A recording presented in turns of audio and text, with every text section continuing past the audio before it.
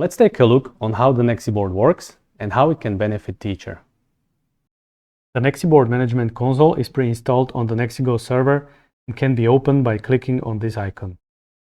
Once launched, the console will show a preview of all students' workstations that are switched on in the classroom. If you want to log in NEO virtual desktop devices, you need to highlight them, right-click, and select Login User.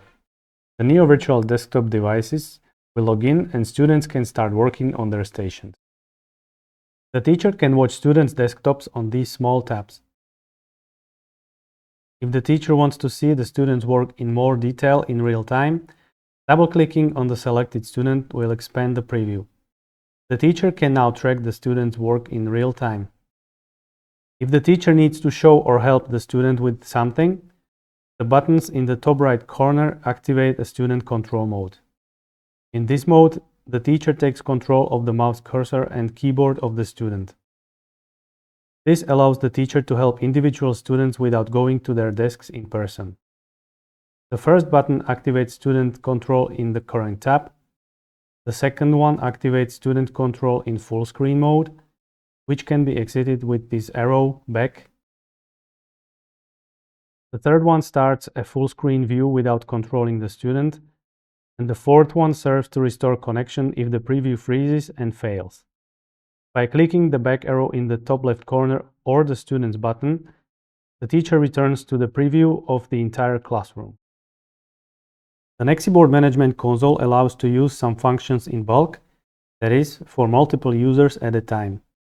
Using the Ctrl-A keyboard shortcut, the teacher can simply highlight all students or select specific users by holding down Ctrl and left-clicking individual students as necessary.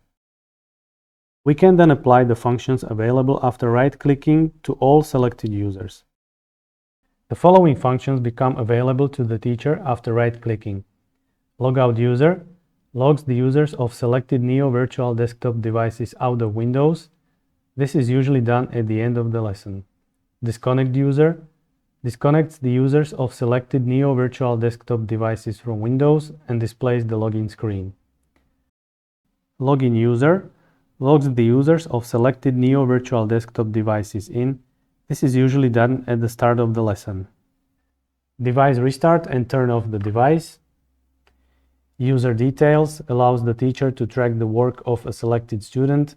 This function can be launched by double-clicking the selected user. Control the user allows to track and control the mouse and keyboard of the selected student. Send a message. This function allows you to send a message to selected users, for example, if you want to alert them to something. User folder allows to browse the files of the selected user saved in documents, pictures, desktop, and other folders.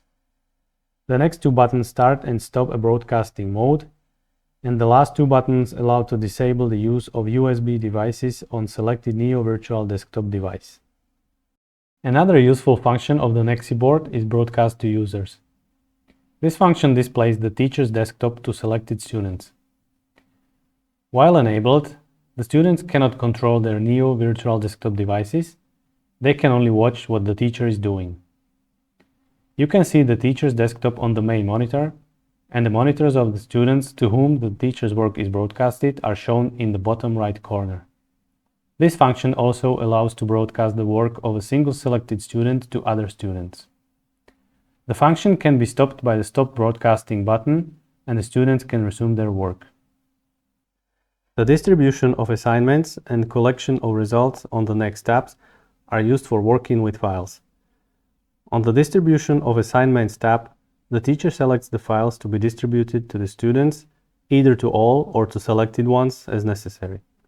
By clicking inside the green box, the teacher selects the required file or can drag the file into this box. The Distribute the Assignment to All Users button sends the file to all students. Each student has a folder named Student on their desktop, where they will find the assignment file. After the assignments are distributed, the teacher will ask the students to complete them.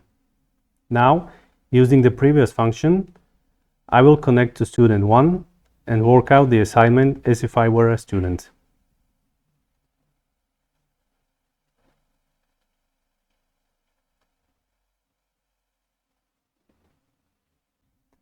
Once the assigned time runs out, the teacher will ask the students to submit their completed works. They must save their work and move the completed assignment to the For Handover folder. The teacher collects the students' completed assignments by clicking the Download and Delete Files button. The collected students' files will be stored in the Collected Files folder located on the teacher's desktop.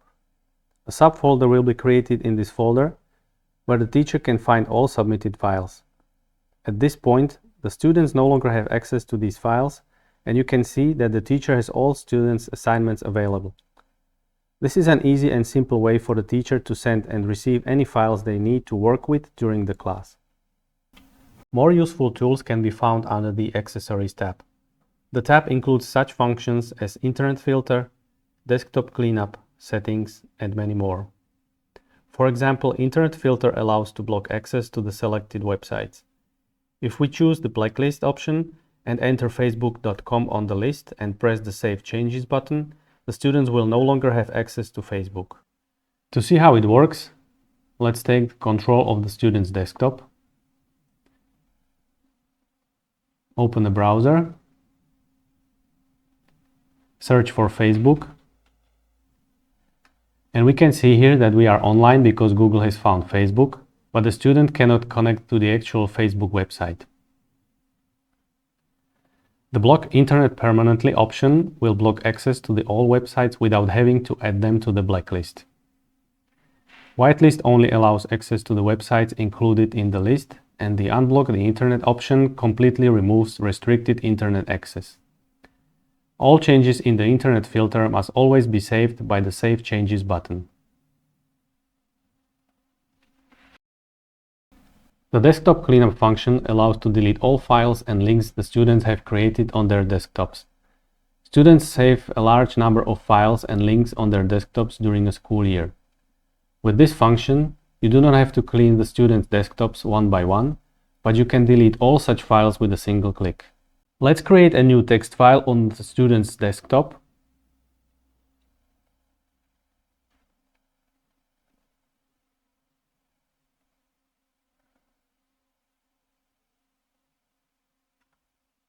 Now go to Accessories, Desktop Cleanup, and choose if we want to clean all desktops or just a single one and click on the Clean the Desktop button. If we now look at the student's desktop where we previously created the text file, we can see that the file is no longer there, but links to selected applications have remained on the desktop. Other functions on the Accessories tab are used occasionally, and you can find more information on how to use them in a user manual which is available after you click the Help button. The user manual describes the use of all functions. The manual is easy to navigate, and even teachers who are new to the NEXINEO system will quickly learn how to use it. We have now seen how to use a pre-installed NEXINEO classroom. I hope this video has been useful and will help you quickly navigate through the use of NEXI Board Management Console. The NEXINEO system is used by thousands of students across Europe, and we believe that NEXINEO can improve the quality and effectiveness of digital teaching in your school too. Thank you for your attention.